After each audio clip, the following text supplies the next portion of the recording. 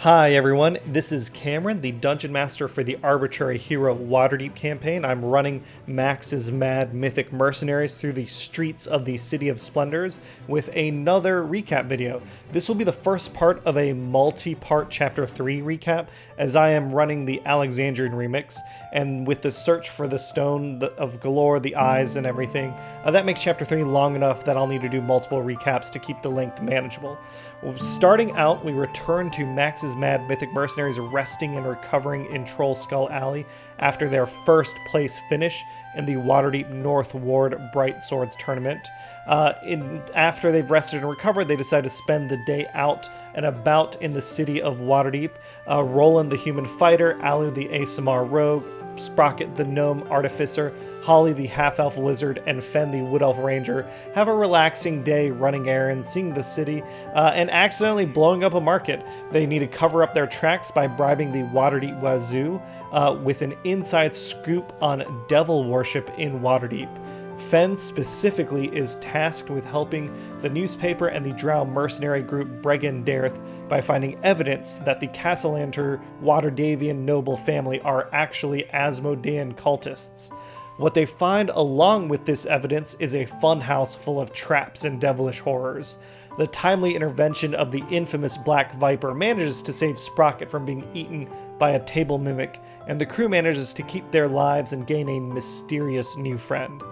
The next day, the party decides to start looking for the eyes of the Stone of Galore in earnest. They have received some clues from the Growlhoon Villa massacre as suspected locations of eyes, perhaps in the hands of the Xanathars Guild or the Zentarum. Deciding to ignore those pieces of evidence, the group heads towards Skyhorn Lighthouse out in Deepwater Harbor to investigate the mysterious storm isolating it from the city in the expectation that an Eye of the Stone of Galore is located there. Instead, the party found a blue dragon wormling in the dock wards that mysteriously had managed to get past the dragon shield. The wormling itself flees to the lighthouse to avoid the bronze dragon Zelopharn, and after busting up some thugs on the docks, the group gives fast pursuit aboard a borrowed sea vessel.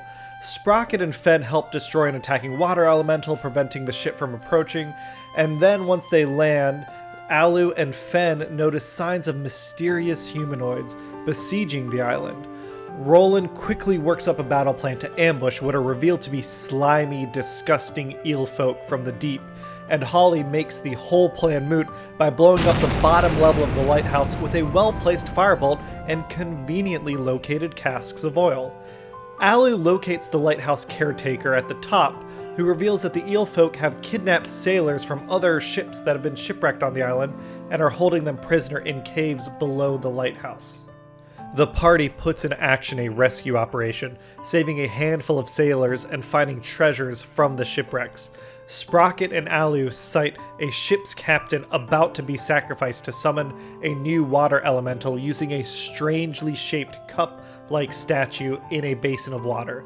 Leaping into action, they manage to make short work of the eelfolk shaman and his minions to save the man. Holly retrieves the cup and receives a startling vision of the future. She sees the party, 5 people in silhouette, standing in front of a 20-foot-tall adamantine door covered in dwarven runes.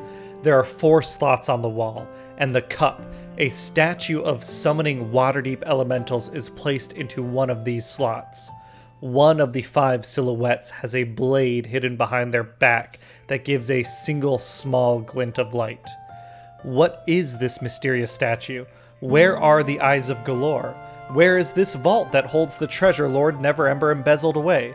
Come back for more, hopefully, answers in the next recap of Waterdeep Dragon Heist. Thanks, everybody!